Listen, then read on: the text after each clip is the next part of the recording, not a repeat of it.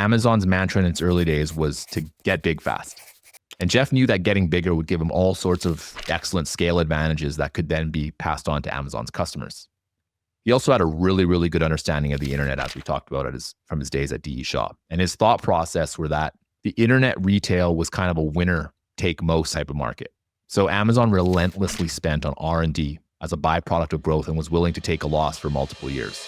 But, with most smaller growth companies, capital is required to continue fueling growth. So in 1998, Amazon raised about $326 million in a junk bond offering. And the following year, they raised another $1.25 billion. Now, remember that we are in the peak euphoria phase of the market and approaching the dot-com boom here. So Amazon definitely chose the right time to raise capital when it was cheap and plentiful. Interestingly, even in the early 2000s, Warren Buffett and Lou Simpson of Geico purchased Amazon's bonds and did really well on them.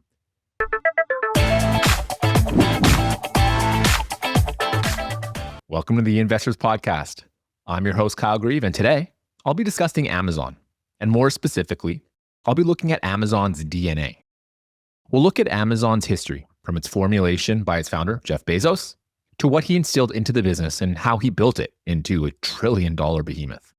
We'll focus mainly on its first 15 years or so of its existence. We'll examine why Amazon is where it is today by mainly focusing on the rearview mirror. Now, Amazon can't be discussed without talking about its founder, Jeff Bezos. He's just as integral to the company story as Walt Disney was to Disney or Steve Jobs was to Apple. Jeff Bezos was a brilliant child from a very young age. He was a major fan of science fiction novels, and especially he was fond of Star Trek, which we'll go over here in a little bit. He spent his summers on a Texas ranch with his grandfather, who actually helped build the hydrogen bomb. While on the farm, they built things together. When there was a bulldozer that broke, Jeff and his grandfather built a crane to lift the gears out and fix them. They built windmills, they laid pipes, and they discussed scientific concepts like space travel. And during these sessions, his grandfather would take him to the library, where he reportedly read hundreds of books. Now, another interesting aspect of Jeff Bezos' background was his self-reliance. And this concept, I think, was ingrained by his mother, who had Jeff in her late teens. This concept deeply resonates with me since learning about Ralph Waldo Emerson's impact on Warren Buffett. I've been just fascinated by it. I've also been inspired by the idea that self-validation is more important than external validation. Now, you can see how much self-reliance has impacted Warren when he discusses his inner and outer scorecard analogy. Buffett said, if the world couldn't see your results, would you rather be thought of as the world's greatest investor, but in reality have the world's worst track record, or be thought of as the world's worst investor when you're actually the best? For someone like Warren, knowing one's worth despite others' opinions was a value that was very high on his priority list. Now, when it comes to Jeff, I think he utilized self-reliance in a somewhat different way. For instance, in a 2017 conference, he said, when things don't work, you have to back up and try again. Each time you back up and try again, you're using your resourcefulness. You're using your self-reliance. You're trying to invent your way out of a box. So Bezos thought of self-reliance as a tool to help him innovate and return to the drawing board when things didn't work out as he initially thought it would. And as we'll see, Amazon has thrown many things against the board. And even though they've had a number of many failures, Amazon's ability to make its successes work has more than offset many of its failed ventures. The last thing I want to touch on with Bezos' childhood was his love of electronics. So reportedly, his mom let him turn the family garage into something of a science project lab. And in that garage, he would create booby traps for his siblings.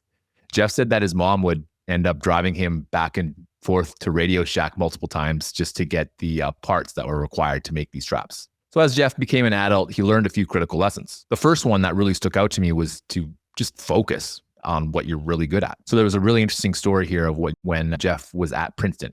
And while there, his initial goal was to study physics. So he was in one of the classes on quantum mechanics, and he was trying to solve a very complex problem with a friend. They had some problems solving it, so they turned to another classmate for help. And apparently when they went to this other classmate, he quickly did the equation in his head and came to the correct answer. And so after going through this experience, Jeff realized that he would never have an edge in theoretical physics and ended up changing majors to electrical engineering and computer science after. And I think this is an excellent reminder for many of our younger listeners. If you can find an area in life where you have an edge, spend as much time there as possible. Success will come a lot easier than trying to succeed at something you just don't have natural talents for. Now, Bezos' first foray into the professional world of technology after school was working for a business called Phitel in the late 1980s. This business developed private transatlantic computer networks for stock traders. His boss at this firm said that Bezos was not concerned about what other people were thinking, which is obviously a hallmark of contrarian thinking. Now, before landing a job at D.E. Shaw, Bezos had already started working on ideas for his own business. He was always annoyed at what he viewed as companies' institutional reluctance to challenge the status quo. And this is something that he and Amazon, of course, are very well known for now. So let's talk a little bit about D.E. Shaw here, because Jeff learned some very big lessons that I think helped him shape Amazon from his time at D.E. Shaw. So D.E. Shaw was essentially a quantitative hedge fund. It was started in around 1988 by David E. Shaw. And Shaw believed in technology, which is a philosophy that heavily influenced his company.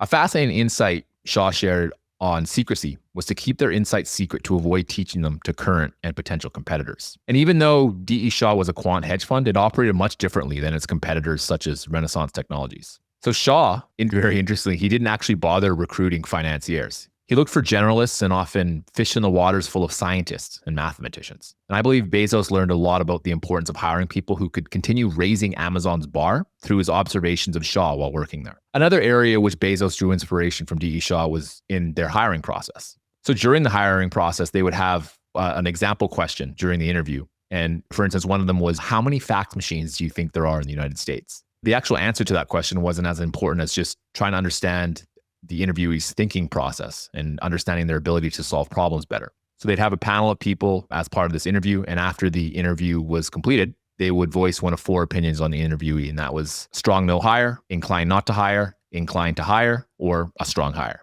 And so at D.E. Shaw, if just one of the interview panel members had a poor view of a potential recruit, the entire application could be rejected. So one person could essentially have veto power if they thought that it just wasn't a good hire. But looking at Amazon, I think Bezos drew inspiration from multiple sources, not just D.E. Shaw. So another source was Microsoft, where they had a person who made the final decision on a hire. So the observation bred a new program within Amazon known as the bar raiser. And this person is not necessarily the recruiter or even the hiring manager, but can override the hiring manager's decision to hire that person or not. And this person is put in place specifically to make sure that the bar is consistently raised for new employees. Now let's get back to D.E. Shaw here. So while there, Shaw and Bezos began formulating new ideas. As I mentioned earlier, D.E. Shaw, even though it was a quantitative hedge fund, it wasn't just a quantitative hedge fund. So while there, David Shaw viewed his business more of kind of a technology lab that was full of highly talented problem solvers who could use their talents to solve various problems. So for instance, during the tech craze in the 1990s, D.E. Shaw successfully created businesses such as an ad-free email service and an early type of online brokerage for stock traders and bond traders online.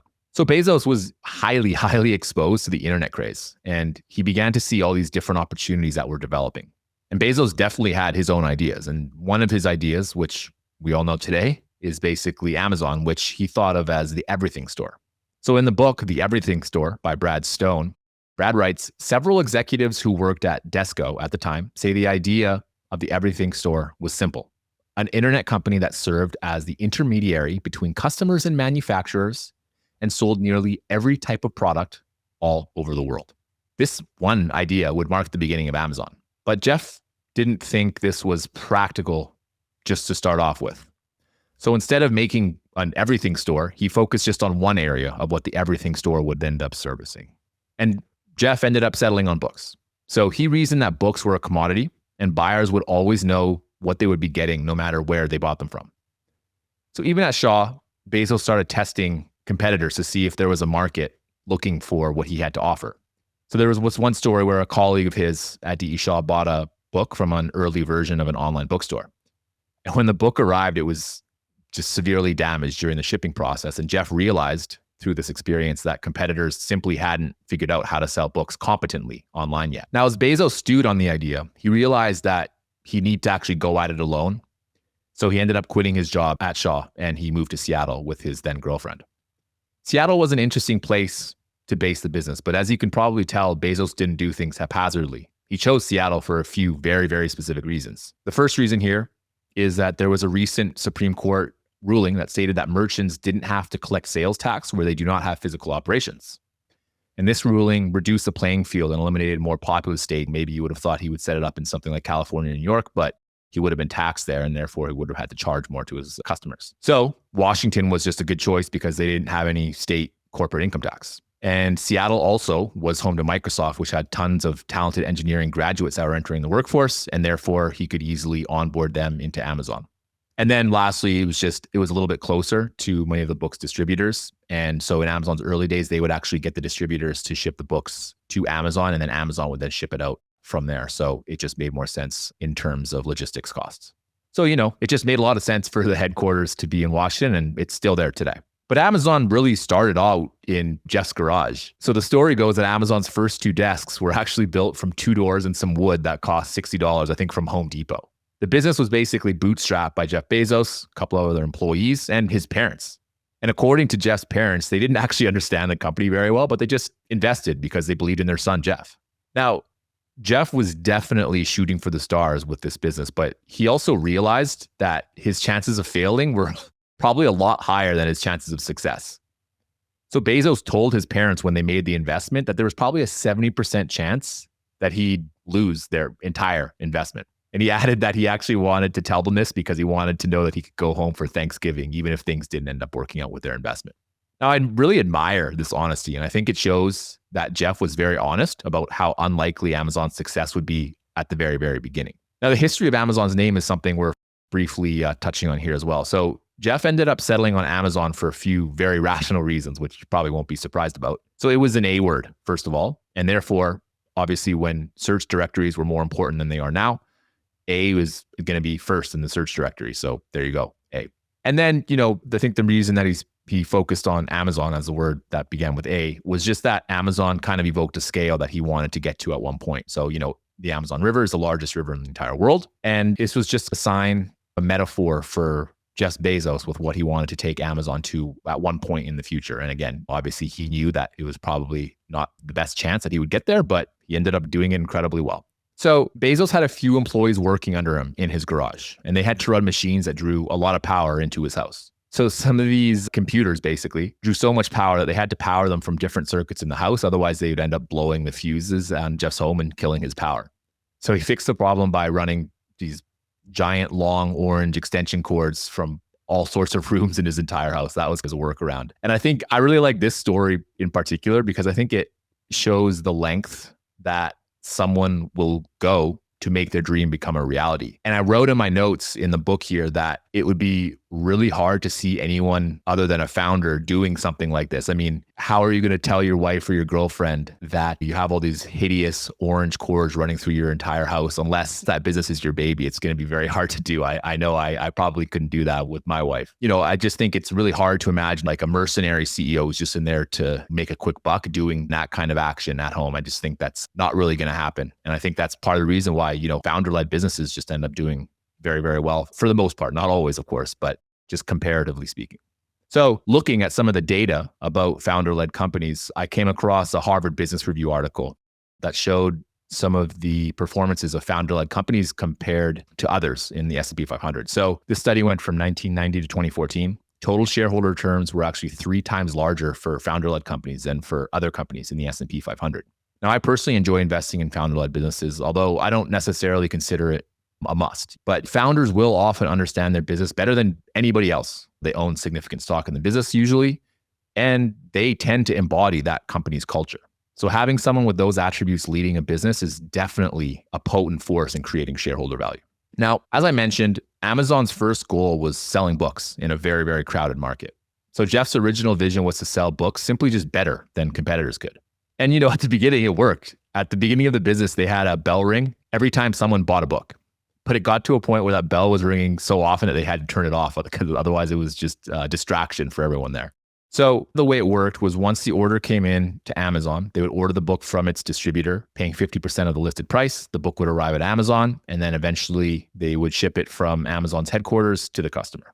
Now, back then, this business doesn't sound high tech at all, right? I mean, it was a simple website and just sending people books. But, Bezos really understood that he could use Amazon to improve the customer experience. To start off doing this, he wanted to find more books that were really, really rare that you couldn't necessarily find in a regular bookstore or even a regular online bookstore. And an additional issue was that Amazon was so small, of course, at the very beginning that they couldn't actually buy the volume of books that were required by some of their distributors to do business with them.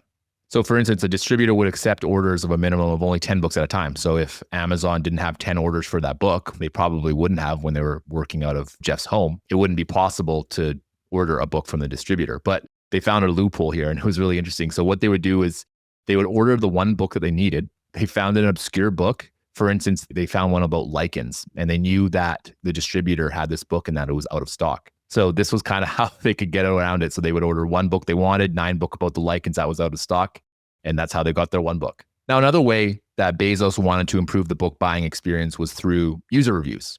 So in the early days, Amazon employees would actually be the ones who were administering many of these reviews to get the ball rolling.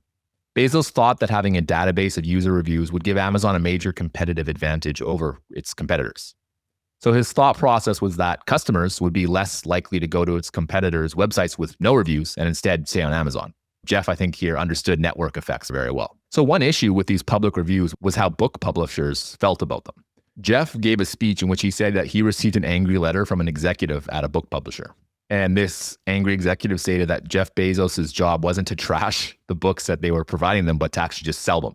And Bezos said he actually saw his job a lot differently than that. He said, when I read that letter, I thought, we don't make money when we sell things. We make money when we help customers make purchase decisions. Now, this is just a profound statement, and I think really shows how misunderstood Amazon was.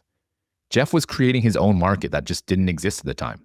And legacy business would act in defiance that their method was the best, even if you weren't following their rules. So if you weren't following the rules, they would say that you're doing something wrong.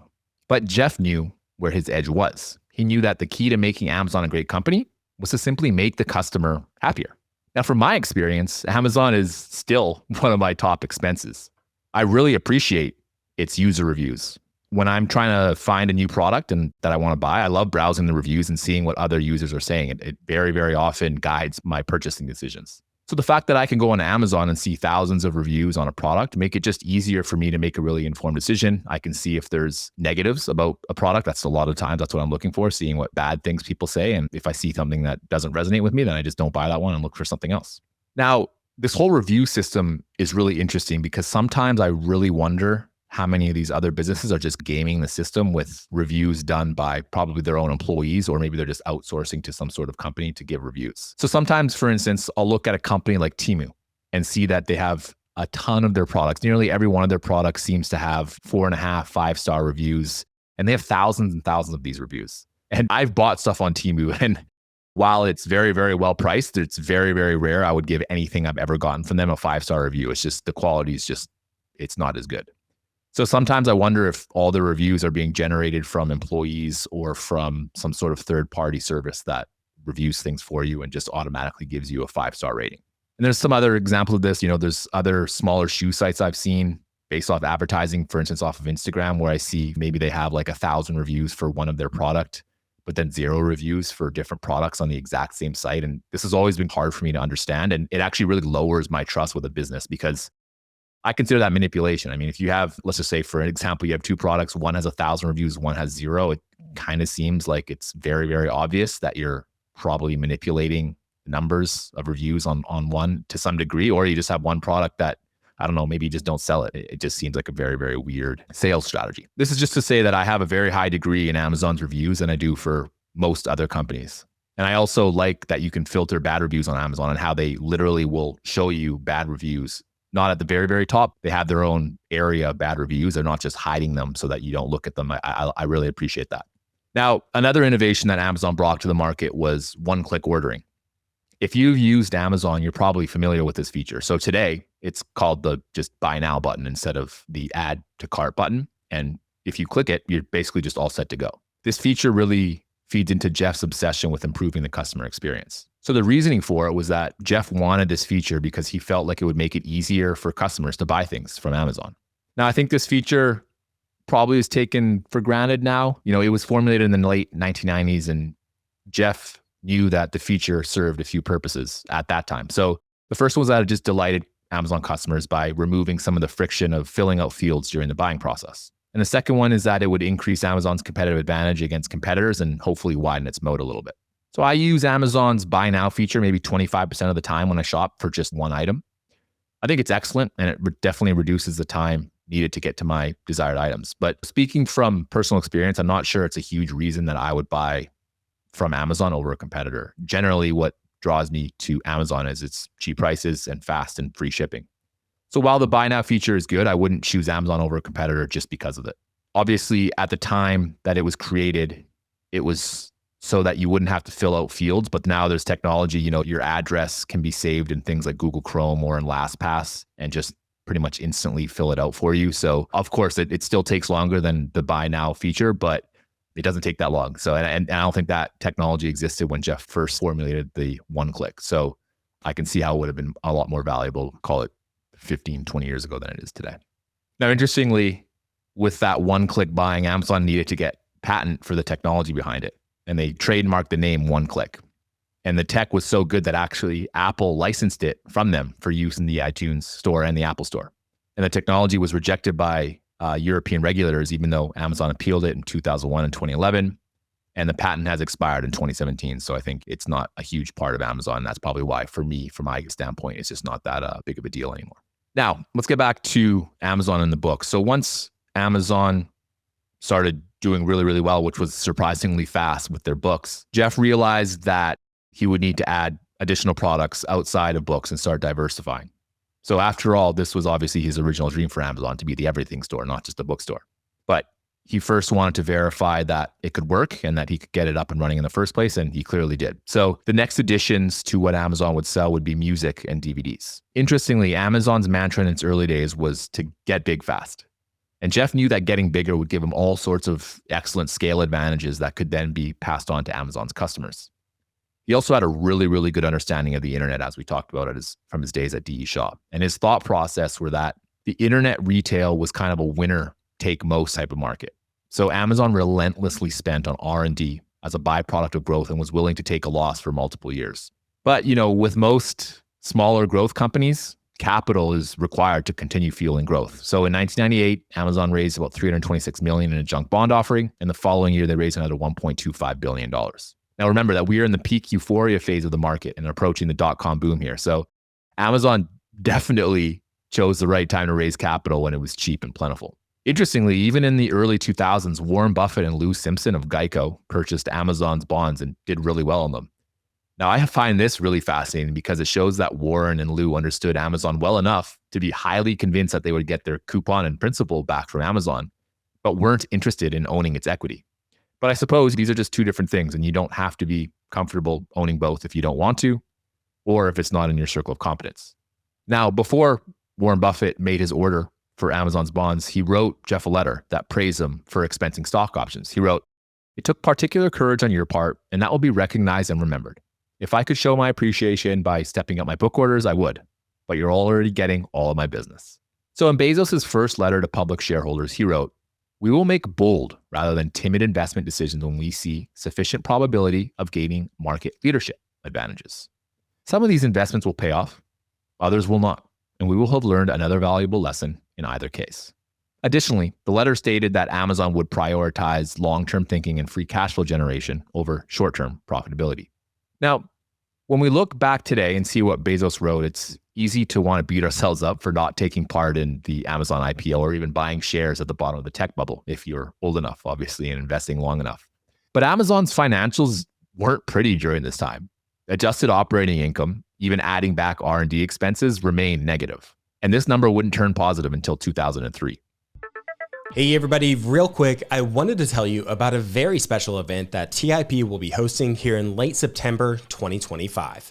We'll be hosting the Investors Podcast Summit in the breathtaking mountains of Big Sky, Montana, to bring together like-minded people and enjoy great company in one of the most beautiful settings here in the United States. While this could be considered an investment conference, it's likely much different than most investment conferences you've ever been to.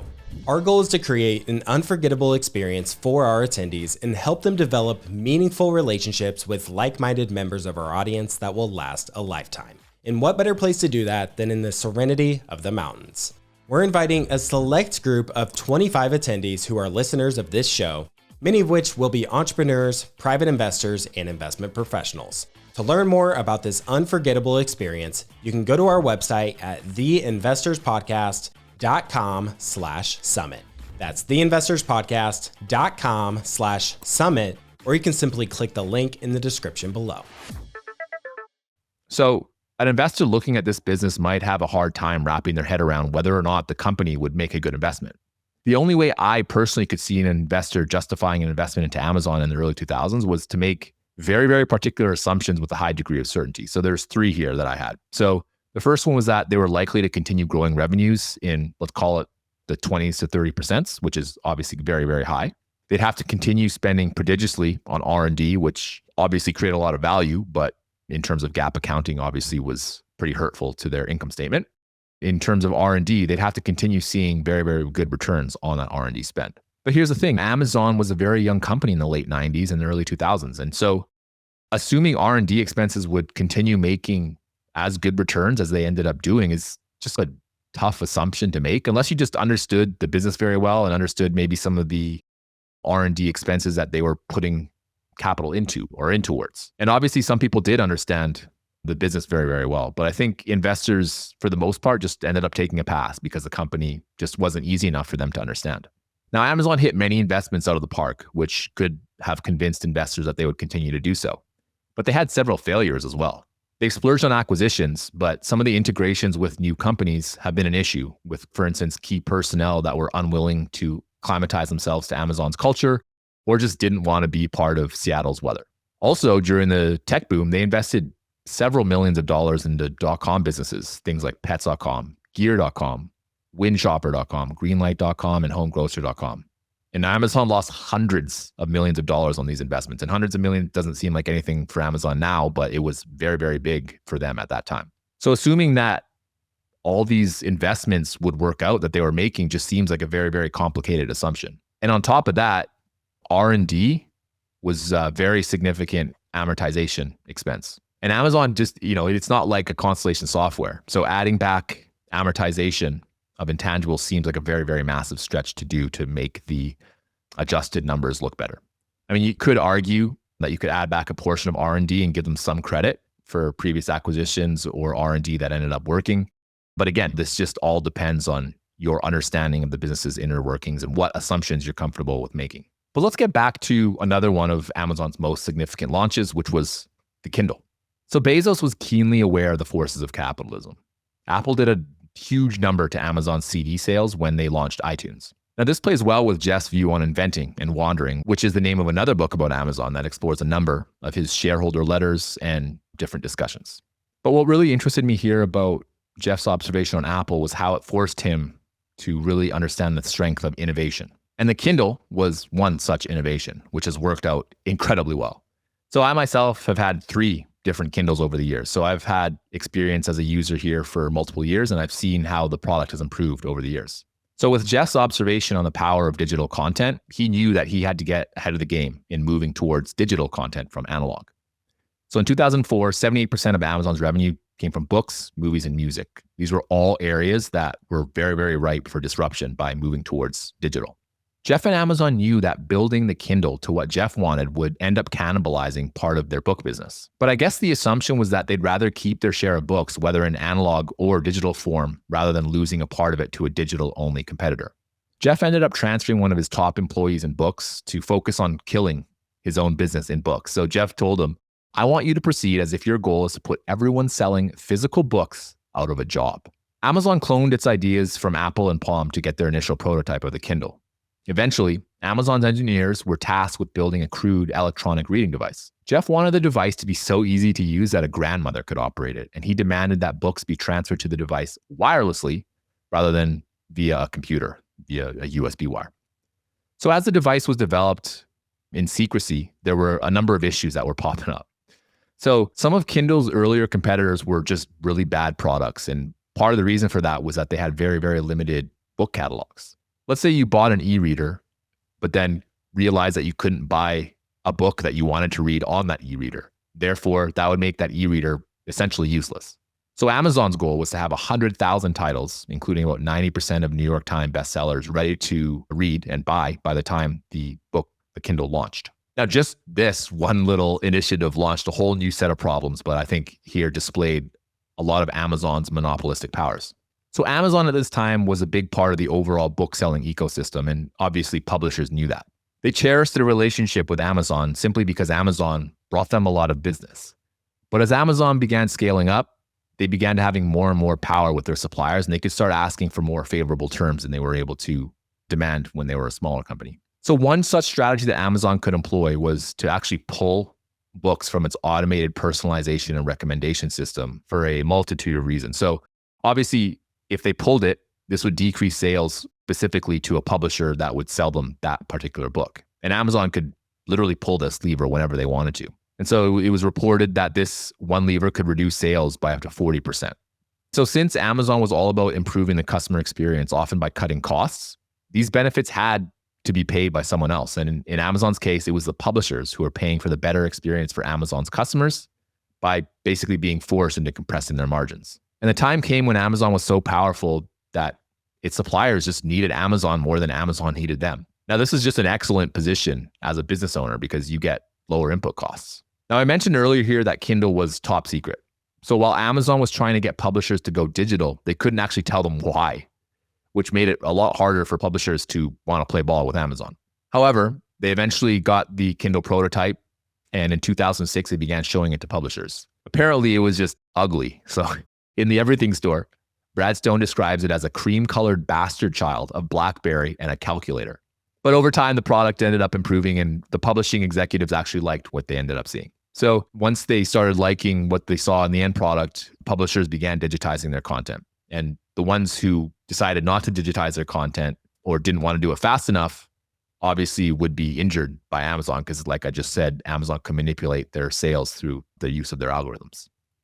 And this is just interesting because Amazon's points on innovation come really strong here because they essentially invented the ebook industry. Maybe they weren't the very first ebook that was out, but they popularized it and made it a lot more user-friendly. But then, of course, like Amazon, there's always some sort of problem. So talking specifically about the Kindle, Jeff, wanting to, of course, make the user experience as good as possible, wanted to just charge about $9.99 for all ebooks. And of course, this aligns with him trying to make the best possible customer experience. So if you're interested in why he chose that $9.99 number, it just came from basically cloning Steve Jobs with charging 99 cents for a song. Amazon figured that the average book they bought wholesale price was about $15. So if they wanted to charge $9.99, they'd be taking a loss on every single book that they sold. And they were okay with this because Jeff knew that he was just adopting users into Amazon's ecosystem, and they would spend money elsewhere on higher margin products and make up for the lower margin Kindle products. Now, this was all well and good, but the suppliers had to be made happy as well. So publishers and writers were just not pleased about selling their books at such low prices just to appease Amazon's customers. And since the project was kept secret, the publishers weren't even aware of the Amazon pricing model until the Kindle was released. And once it was released, publishers were confused whether that pricing was discounted specifically for the launch of the Kindle or if Amazon was planning on keeping that pricing in perpetuity. Now, once it was clear that Amazon was just going to keep the pricing at $9.99 in perpetuity, they were basically forced to roll with the model, even if they disagreed with it. Now, this is where I think Amazon really started ramping up its network economies. So let's put ourselves into the shoes of a publisher for a moment here. Let's say Amazon made up 60% of our sales. Amazon would pay us $15 for each book. Now, obviously, we wouldn't like this move by Amazon charging only $9.99 because it's going to affect the other 40% of our business. If Amazon can sell digital copies of our books for $10, then what happens to our other customers who are buying our books and then selling them for $20 or $30? They would definitely be affected by the competitive pricing, meaning our remaining 40% of revenues would end up probably shrinking and increase our reliance and concentration specifically on Amazon. Now, as a result of this, we basically have to bend our knees to whatever Amazon's whims were. If they wanted to buy books for $14, we wouldn't have much of a choice but to just say yes. Now, this is just an interesting area because if you look at Amazon, I think the perception of the business is different if you're a customer versus if you're doing business on Amazon. Obviously, as a customer, I love Amazon because all the initiatives that they do, with Jeff trying to make the customer experience as optimized as possible, it works. I mean, I agree. I love Amazon. I spend a lot of money on there. But, if you try to put yourself in the shoes of a seller, whether that's like a third-party seller or even a supplier to Amazon, it probably becomes a little harder to like Amazon. I mean, Amazon has so much power that if, like I just mentioned with that one example, if they want to say, hey, the last 5 years we've been buying your books for $15. If you want to keep doing business with us, we're going to buy it for $14. That's a hard pill to swallow because I'm not a book publishing specialist, but I would assume And it will, I think here that's obviously going to compress your margins. And it sucks to have to swallow that pill. But if you have Amazon, like I just mentioned it as well, as your biggest source of revenue, you basically have no option but to just say yes. So you have to do it. So it's an interesting kind of dichotomy of looking at Amazon through both the customer and the supplier's view. So Kindle, at its beginning was a losing initiative when it was first kicked off. So even if you fast forward to 2012, Amazon admitted that it was losing money specifically on the physical Kindle device. And yet today, that product is still being sold. Now, this is an interesting strategy that very few businesses can take part in. Even though the Kindle itself doesn't make money, it's impossible to say how many new Amazon customers are brought into this ecosystem who own a Kindle. And so this led to another area of Amazon's success, which was initially seen as something like a lottery ticket, which was Amazon Prime. So Amazon Prime was launched in 2005, and it was meant to offer unlimited 2-day shipping for only $79 a year. And it's crazy to think that 20 years later, the prices are still just $99. And if you adjust for inflation, it's actually clear that Amazon Prime is cheaper now than it was in 2005. But let's examine why Prime was developed in the first place. So its ethos was similar to that of Amazon, which was to increase customer loyalty by making their experience better than anywhere else. And Jeff's problem was the idea of Prime, like many other of his ideas, was just uneconomical. So it's impossible to know what Amazon pays for shipping. But I looked it up, and some research suggests that on average, looking at USPS, a parcel costs about $4 to ship. Now, expedited shipping, which is what Amazon wanted to do, can cost about $9. So even today, if you buy 10 items on Amazon, Prime essentially just pays for itself. Now, when discussing Amazon Prime, Bezos said, we want to make it irresponsible not to be a Prime member. And it's pretty clear the cost savings that he succeeded in that goal. And it's pretty clear with the cost savings that you get from being a Prime member that he succeeded in that goal. Prime worked very, very well, even though they made a loss on shipping. So Amazon Prime members on average doubled their spending on the site. And as part of their increased spending, customers diversified their product mix, further strengthening Amazon's relationships with its customers. And as Amazon grew, they started laying on additional perks for Amazon members, the most popular today being streaming video. As Amazon added these additional features, it became harder for customers to justify churning out. Let's look at how Prime helped improve Amazon's monopoly in e-commerce. So there are 3 primary ways I think it helped widen Amazon's moat. The first one was in logistics and warehousing dominance. So to support Prime, Amazon's logistics had to improve, and they effectively became their own version of FedEx. Now, competing with Amazon's logistics was very expensive, and therefore few competitors had the capital even to try to compete if they wanted to. And then as Amazon scaled, they just demanded concessions on shipping costs, similar to what they did with book publishers. And this further creates barriers to entry as smaller competitors would not be afforded these similar reduced rates.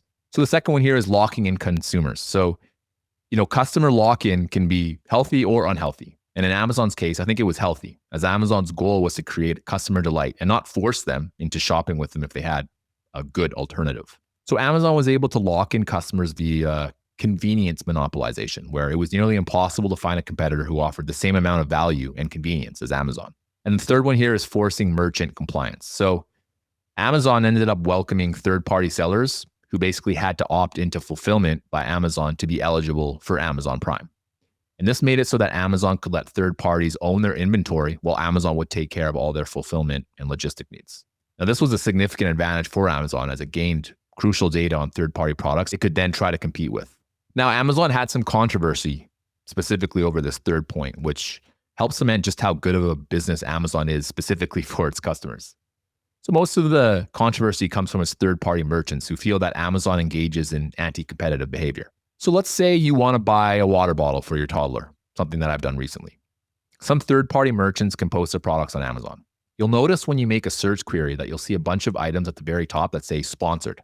To be eligible for sponsored items, you must have a buy box, which means that you're a good seller, you're able to keep your stock full, you have a good number of positive reviews, and you continue bringing new products to the table. You get your products to the top of a search query if you have the buy box. Now, this is great if you're a high-performing seller. However, the problem that was brought to light is that Amazon gathers data on these items and all other items. Now, the data collected is supposed to be proprietary, but according to a resource that I found on the Wall Street Journal, Amazon can use the sales data from these third-party retailers to help guide Amazon's own selling. And with Amazon's scale, they can then look for similar products And obviously, since they get favorable terms from their suppliers, they can then undercut third-party sellers using fulfillment by Amazon.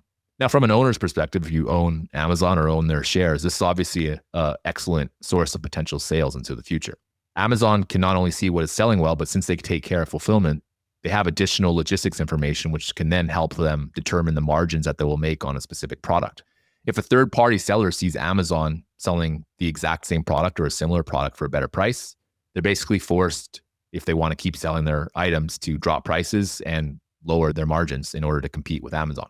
From a customer's perspective, of course, this benefits you. If Amazon or a third-party seller wants a customer's business, I think a lot of times on Amazon, they're just going to go to whoever provides the most value. And obviously, Amazon has been at the top of the game in providing customers with a lot of value for almost its entire existence. Now, Amazon Prime is an excellent example of an analogous business unit that was created by Amazon. But let's move on to something that seems much different, but has made a ton of value for Amazon, and that's Amazon Web Services. So in 2002, a book publisher visited Jeff Bezos and showed him a tool that would visit Amazon's websites every few hours and then copy the ranking of this specific publisher's books and the ranking of its competitors. So this publisher suggested to Bezos that Amazon create application program interfaces, APIs, that would quickly harvest data on Amazon's products that others could build upon. Amazon eventually settled on developing these APIs, which allowed other websites to publish sections of Amazon's catalog on their websites. Now, this was an open source tool, and Jeff thought the market could surprise Amazon with new and innovative use cases of it.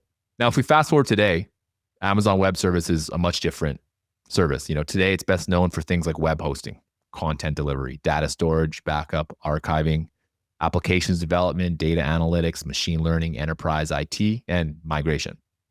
So clearly, Amazon Web Services has evolved from its initial use case into another being entirely. And the reason is interesting. So Amazon had its own internal struggles in the early 2000s.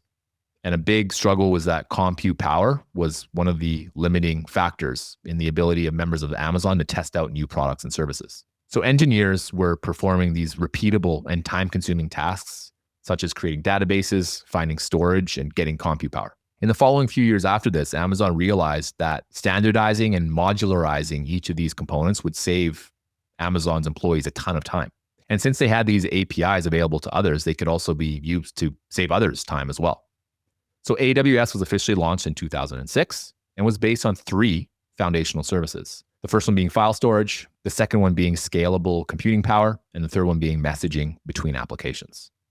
Now, while this doesn't really seem like a massive innovation today, it was an absolute game changer at the time. It allowed developers to rent compute power and storage on demand, bypassing expensive servers and hardware management. Amazon did a great job of keeping this segment's growth and profitability up to one's imagination. So I mentioned that D.E. Shaw, he took part in these similar secretive business practices. So in 2009, they had a line on their annual report called Other. And this one line bunched AWS with other Amazon services in a consolidated manner. So I then looked for Amazon Web Services just through the find function, and I had to fast forward all the way to the first quarter of 2015, nearly 10 years after AWS has started, just to see the actual economics of the unit. So in that quarter, AWS generated $1.57 billion in revenue and $265 million in operating income with about a 17% operating margin. So Google and Microsoft had their own kind of versions of AWS, but they weren't really popularized until around the time that Amazon started publishing that segment's financials. I find this corporate strategy both fascinating and frustrating. So for instance, I owned Tencent for a time. Now, while I could develop different scenarios for what their different segments were doing, Tencent does an excellent job, I think, intentionally of keeping their financials pretty vague for investors. So for instance, Tencent's cloud business is inside of its fintech and business services segment. While this is great from a business standpoint, potentially hiding a business's potentially most high margin business inside of specific segments, it can be really aggravating as an investor. If I want to learn about a specific company, but there's certain parts of that company that are kept in a black box, it's really hard to get comfortable with making an investment. It forces you to place your trust in management. Believe me, this is not a China problem. I've seen this in European and North American businesses as well.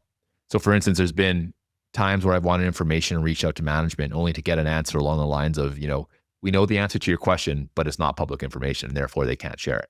So for instance, I own a truss engineering and manufacturing company, and I've always been interested in knowing how many board feet they are making and what the pricing is for what they sell it for. But it's just not a number that I've been able to find, and management doesn't share it because it's not publicly available information. So essentially, I have to rely on other numbers and my trust in the management team. Now let's get back to Amazon's growth story here. So Amazon has obviously had a great deal of organic growth, but they've also grown through a few very important acquisitions.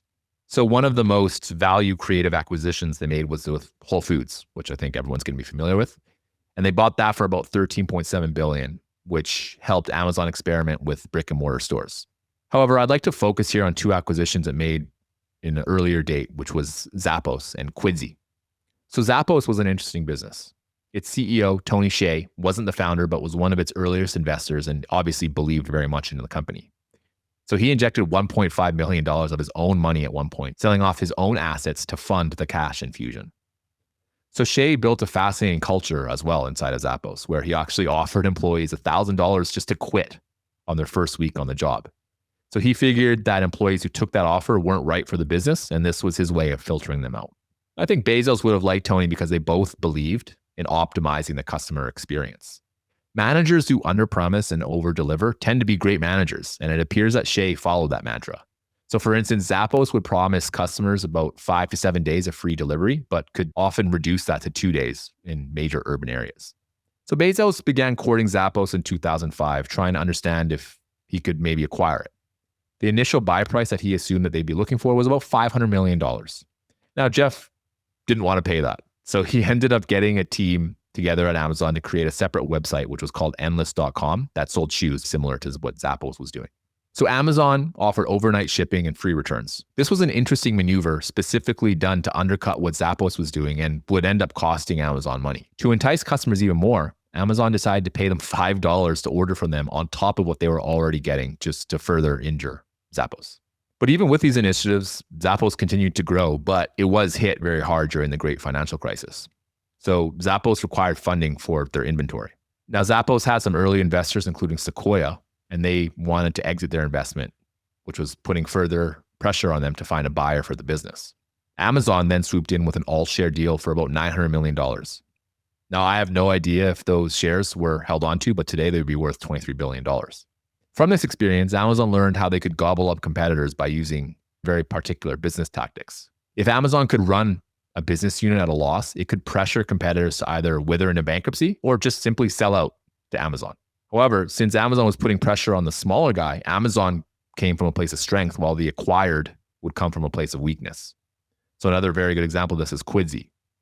So Quidsi ran several successful .com businesses like diapers.com.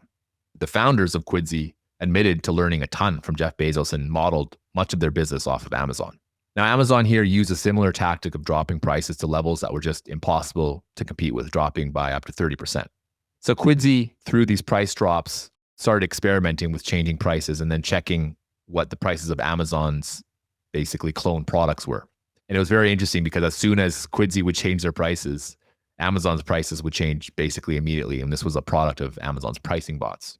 So in the Everything store, Brad Stone points out that Quidsi executives took what they knew about shipping rates, factored in Procter & Gamble's wholesale prices, and calculated that Amazon was on track to lose $100 million over 3 months in the diaper category alone. Amazon ended up offering about $540 million for Quidsi with a 48-hour response window and clarified very specifically that Amazon would inflict further pain on the business if they didn't sell to them. Now, the sell window here was made specifically because Walmart was already engaged in its own due diligence on Quidsi, and Amazon didn't want to lose out on that deal. So it became clear here that Amazon had some very, very significant advantages that it could employ to take control of its competitors. The option for its competitors were to be driven out of business or to join Amazon. Many companies face this reality, and if they don't move fast enough, the deal can get pulled and they'll walk away with nothing, which was what Amazon intended to do had Quidsi not taken Amazon's offer. Now let's shift here more to some of Amazon's organic growth initiatives. So Amazon Echo and Alexa were other areas of innovation that Amazon worked incredibly hard to develop. So Alexa, in case you don't know, is kind of Amazon's version of Apple's Siri. So Echo is the device that you speak to ask questions, play music, or even order items directly from Amazon. Now, I haven't discussed many of Jeff Bezos's personal preferences, but he's a Trekkie, which means he loved Star Trek. Now, one area of Star Trek that he enjoyed was the ability to speak to a computer from various places. And in Amazon's case, that would be the ability to talk to a device from the comfort of your own home. One of the most significant controversies of this product, similar to Google Home, was that these devices constantly listen to all the conversations that you have. In Amazon's case, they felt they had to take this route because it improved the product's usefulness. The downside is that Amazon can potentially listen to all conversations where the device is, even when the prompt word is not used. So Amazon took measures to try to minimize this, but some data shows that Amazon has been able to leverage this information specifically for targeted advertising. So there was a study at UC Davis that showed that Amazon processes user interactions to derive user interest. For instance, Amazon concluded that the fashion and style persona was interested in beauty, personal care, and clothing, but also that the inferred interests are, in fact, used for ad targeting. Some of the personas like health and fitness and fashion and style receive up to 30 times higher advertising bids than the baseline persona. So I once worked as a smart home integrator using cutting edge technology, and there was an analog to Echo and Google Meet that was meant more for controlling your smart home than access to information like asking what the weather's going to be. And this product was priced at about 4 to 5 times higher than anything from Amazon or Google. But one of the bigger selling points of the item was that it specifically did not track data. So from what I heard, they had to charge a lot more, specifically because the device wasn't subsidized from additional ad revenue on the back end from advertising. So if you're being bombarded with ads about things that you speak about, it might be because smart devices like Amazon Echo or Google Home are hearing keywords and feed them into the algorithms specifically to target you with advertising. So I personally have actually never used the Amazon Echo, only the Google Home. And while they're similar devices, I never used Echo because I never really felt comfortable ordering something specifically with my voice. It's not that I don't like Amazon's products, but if, let's say I wanted pens, for instance, I enjoy looking at some of the reviews and finding the specific pen that I want. And it might not necessarily be the cheapest, for example. But from my research, Amazon will use prior purchases to guide their suggestions to you. So if I asked it for pens, perhaps it would see that I like my Muji 0.5mm pens and then ask me to confirm ordering those exact pens. Now, back to the Echo. As far back as 2016, Jeff wrote in the annual letter, "Our vision for Alexa is ambitious. We want to create an assistant that is so powerful that you wouldn't imagine going back to life without it." As of 2023, reportedly 500 million Alexa-enabled devices have been sold globally. So it's been an excellent way for Amazon to integrate its customers' lives into its ecosystem. This is similar to other products that I've already discussed today, such as the Kindle and Amazon Prime. Now, all of this is to say that Amazon is really an incredible business. Jeff built a business with a culture of innovation that embedded itself deeply into its customers' shopping preferences. Many customers claim to have their customers' interests first, but their actions speak otherwise. In Amazon's case, I think part of its success has been its laser-like focus on optimizing customer experience. As you've heard today, Amazon has sometimes been willing to cut the head off of the Hydra because they know another head would grow back and be even stronger. A business that can harm itself in the short term to improve itself in the long run is very, very rare. So if your company is incapable of this, like 99% of businesses out there, it's just not a business strategy that can easily be emulated. As you saw with Zappos and Quidsy, those businesses didn't have the scale and alternative revenue streams to take on a company like Amazon. You can argue that Amazon has utilized unfair business practices. Amazon has had many lawsuits throughout the years, and I assume they're going to have many, many more in the future. But when it comes down to it, Jeff built a business with naturally embedded advantages that are very difficult to compete with. Businesses with scale, like Costco and Walmart, have these advantages too. However, smaller companies trying to compete with them simply don't. Amazon's army of engineers can pretty easily emulate businesses that can try to come in and utilize new technology or strategies to compete with them.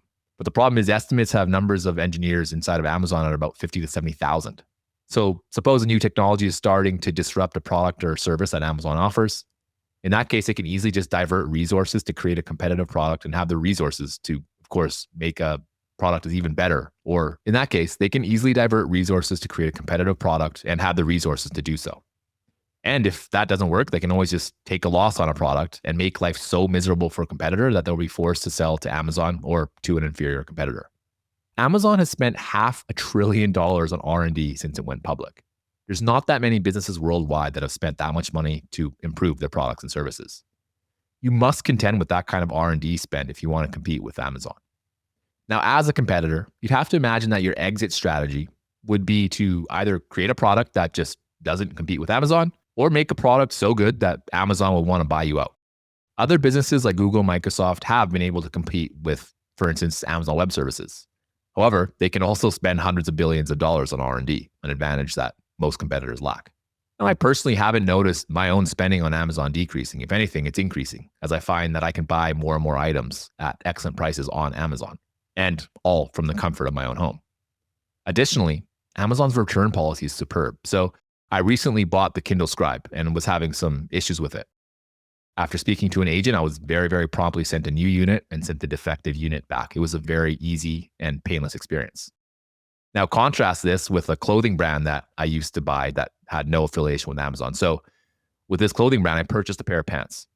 And after only wearing them twice and not in like a rough manner whatsoever, they began pilling. So I ended up emailing them and telling them about this after, I think this was only after about 2 weeks of wearing it. And they said that this was just a natural part of their apparel and that there was nothing that could be done about it. That was the last time I ever shopped with that brand. And I highly doubt that Amazon would have treated my complaint similarly, which is probably why I just keep returning back to Amazon. Now, part of the reason that Amazon has such competitive pricing is that it is very similar to Costco. They can both purchase large volumes of products from their suppliers. If Amazon wants to buy products from a supplier, they can negotiate better rates than nearly anybody on the planet because there are exactly zero, that's right, zero e-commerce businesses that get as much traffic to the website as Amazon. According to SimilarWeb, Amazon is the 13th most visited website in the entire world. Therefore, Amazon's network effects are just massive compared to its competitors. So even if we take the supplier out of the equation and look at third-party sellers, you're basically just doing yourself a disservice by not posting your product on Amazon. Because if you have the scale, there basically are no competitors out there who is going to get the amount of eyeballs on their site that Amazon can offer. Now, while Amazon is a very moaty business, it can't disrupt all industries. The luxury industry comes to mind as an industry that doesn't really seem to fit Amazon's market. So I searched for Louis Vuitton and Hermes on Amazon.com and it didn't come up with any items. So my guess is that these brands just don't want their inventory to be associated with Amazon's brand and therefore they just refuse to do business with Amazon. However, Amazon does own other websites outside of Amazon.com. So perhaps they could take market share with an unaffiliated website. But the thing about luxury goods is the product's price is usually not the primary reason that people buy it. It's because of the symbol that owning the product provides. Amazon is really focused on making things simple, cheap, effective, and fast. And oddly enough, many luxury companies take the exact opposite approach and have had tremendous success. For instance, if you look at Ferrari, they make customers wait for up to 2 years to buy a car. They charge well over $350,000 just for their entry-level products. And they cater to driving enthusiasts, not just the general population. So an example of this is that some of their cars have no air conditioning or automatic windows simply because it would make the car heavier, but they don't care because Ferrari's meant to go fast. And then lastly here, if you even want to buy one of Ferrari's high-end models, you actually need to own multiple lower-end Ferraris just to warrant an offer on a higher-end model. Just going through that, does that sound like it resonates with Amazon's business model or philosophy? To me, it doesn't at all. But there's obviously a ton of adjacent industries that Amazon could continue scaling into, or it could just continue scaling into the products and services that it's already in, which it seems to be doing very well. Now, to conclude here, I think Amazon's story is just a masterclass in competitive advantage. It teaches us that great businesses don't just find product market fit, they build stronger systems over time. If you're an investor searching for long-term compounders like myself, the lesson here isn't to just look for the next Amazon. It's to look for companies with similar DNA. Things like having a long-term orientation, having a founder's edge, and a relentless focus on delivering more and more value. Because in the end, the market may misprice a business for years, but it won't misprice greatness forever. That's all I have for you today. If you want to interact with me on Twitter, please follow me at IrrationalMRKTS or on LinkedIn under Kyle Grieve. If you enjoy my episodes, please feel free to let me know how I can make your listening experience even better. Thanks again for tuning in. Bye-bye. So time and time again throughout the letters, he mentions the alignment of the customer's interest with the alignment of the shareholder's interest. So essentially, he had the thesis that by focusing on delivering the most value to customers, this would also deliver maximum value to the shareholders. So for example, in his 2010 letter, he wrote, "We have unshakable conviction that the long-term interests of shareholders are perfectly aligned with the interests of customers.